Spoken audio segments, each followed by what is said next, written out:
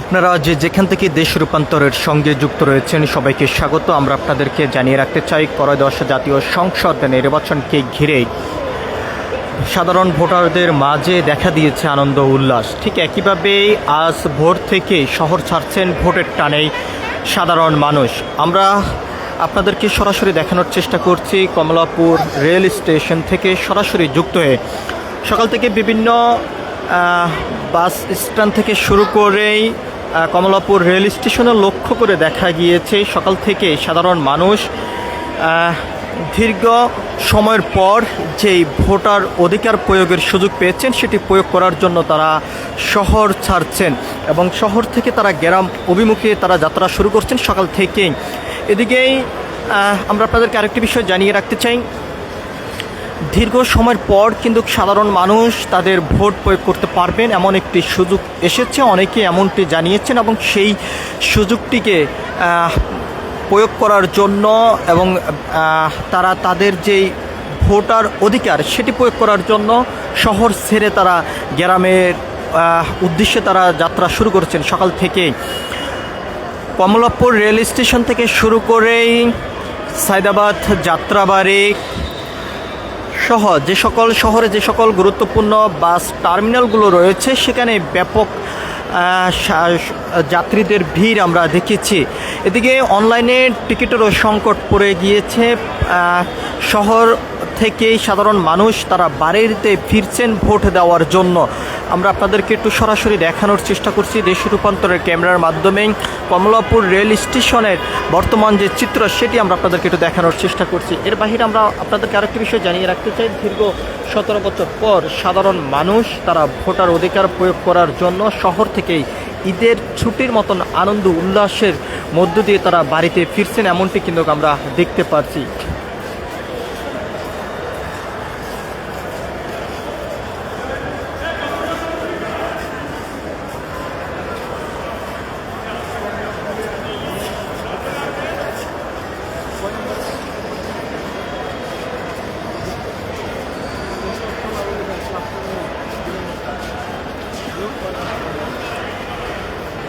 আমরা আপনাদেরকে জানিয়ে রাখতে চাই ঈদের আনন্দের মতন আনন্দ উল্লাসের মধ্য দিয়েই সাধারণ মানুষ শহর ছাড়ছেন ভোটকে কেন্দ্র করে এবং দীর্ঘ 17 বছর পর ভোট দেওয়ার যে সুযোগটি এসেছে সেই সুযোগে তারা দীর্ঘ 4 দিনের একটা ছুটি পেয়েছেন। সেই ছুটিতে তারা ভোট দেওয়ার জন্য শহর থেকে গ্রাম অভিমুখী তারা যাত্রা শুরু করেছেন ভোর থেকে। আমরা আপনাদেরকে দেখানোর চেষ্টা করছি কমলাপুর রেল স্টেশনের যে টিকিট কাউন্টার রয়েছে সেই টিকিট কাউন্টারের সামনে এখন আমরা বর্তমানে অবস্থান করছি। আপনারা দেখতে পাচ্ছেন যে সারিবদ্ধভাবে লাইনে দাঁড়িয়ে টিকিটের জন্য অপেক্ষা করছেন। আমরা অনেকের সঙ্গে কথা বলেছি, তারা যেমনটি জানিয়েছেন দীর্ঘ 17 বছর পর এরকম আনন্দ উল্লাসের মধ্য দিয়ে তারা জাতীয় সংসদ নির্বাচনের যেই ভোটের আমেজ উঠে এসেছে সে ভোটের আমেজেই তারা বাড়িতে ফিরছেন।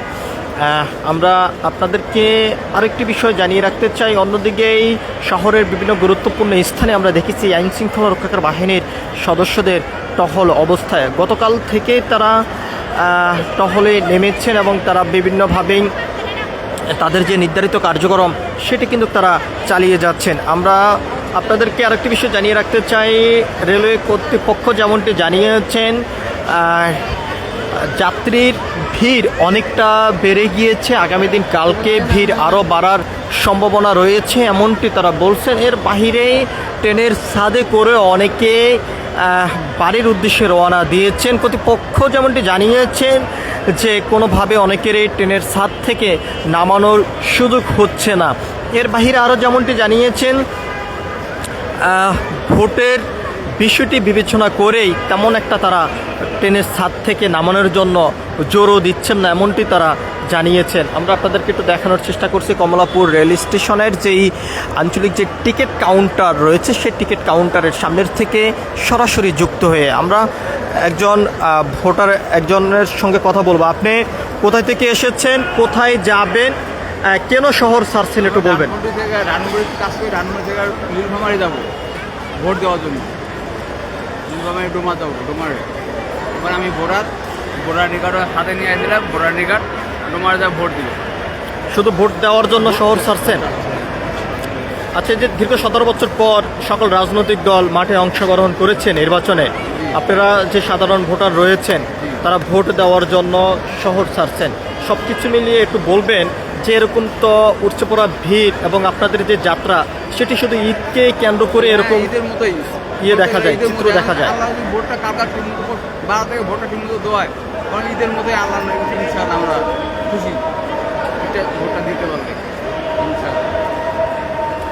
আমরা কথা বলেছিলাম এখানে একজনের সঙ্গে, তিনি যেমনটি বলেছেন পরিস্থিতি স্বাভাবিক এখন যেমনটা রয়েছে, ভোটের দিনও যদি এরকম পরিস্থিতি স্বাভাবিক থাকে, নিজের ভোটটা যদি তারা দিতে পারেন তাহলে ঈদের মতনই তারা আনন্দ উপভোগ করতে পারবেন, এমনটি জানিয়েছেন। আমরা আপনাদেরকে দেখানোর চেষ্টা করছি।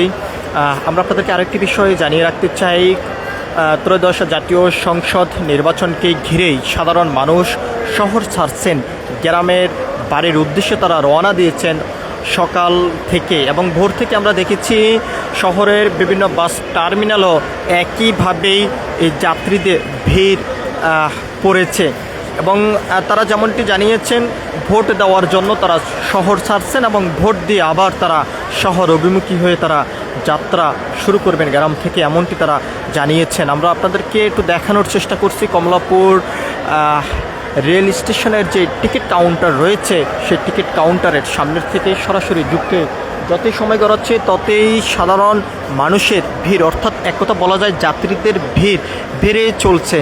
অন্যদিকেই পরিস্থিতি সামাল দিতেই রেলওয়ে কর্তৃপক্ষ হিমশিম খাচ্ছেন। এর বাইরে আমরা বেশ কয়েকজন বাস কাউন্টারের যারা পরিচালক রয়েছেন, অর্থাৎ দায়িত্ব অবস্থায় যারা রয়েছেন তাদের সঙ্গেও কথা বলেছি। তারা যেমনটি বলেছেন যে যতই সময় গড়াচ্ছে ততই যাত্রীর উপস্থিতি বেড়ে চলছে এবং পরিস্থিতি সামাল দিতে তারা অনেকটা হিমশিম খাচ্ছেন, এমনটি তারা জানিয়েছেন। আমরা আপনাদেরকে জানিয়ে রাখতে চাই বাস কাউন্টারের থেকে যেমনটি জানিয়েছেন যে সকল টিকিট অনলাইনে সংগ্রহ করা যায়, সেই অনলাইনের টিকিটেরও সংকট পড়ার সম্ভাবনা রয়েছে। ইতিমধ্যে বেশ কয়েকটি বাসের টিকিট অনলাইনে শেষ হয়ে গিয়েছে। আমরা আপনাদেরকে একটু দেখানোর চেষ্টা করছি সরাসরি কমলাপুর রেল স্টেশনের সামনের থেকে যুক্ত হয়ে।